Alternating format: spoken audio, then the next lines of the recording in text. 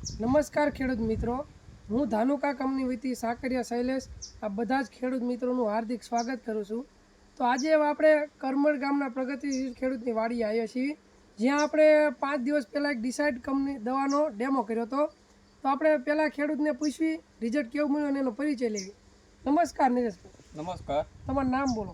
ચૌહાણ નરેશભાઈ પ્રહલાદભાઈ। હવે આપણે તમને જે ડિસાઇડ દવા આપી હતી એનું રિઝલ્ટ તમને કેવું લાગ્યું? ના, સારું લાગ્યું। એમાંથી ચૂસ્યા, ધોળી માખી, મોલો ગળો એમાં તમને આમ રિઝલ્ટ કંઈ ફેર? હા, રિઝલ્ટ સારું છે। 60 ઓછી છે અને બીજામાં વધારે છે। તો આપણે એમને ડિસાઇડ છટાયું તો જો આમાં મોલો ગળો કે ચૂસ્યા ને એવું કાંઈ પણ વસ્તુ નથી અને કપા પણ સારો છે અને આમાં આપણે છાંટ્યું નથી, તેમાં જો લીલી ચૂસ્યા એ બધું જીવાત ઉડે છે। તો નરેશભાઈ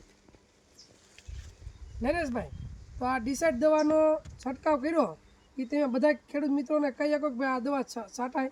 હા, છટાય, રિઝલ્ટ સારું છે।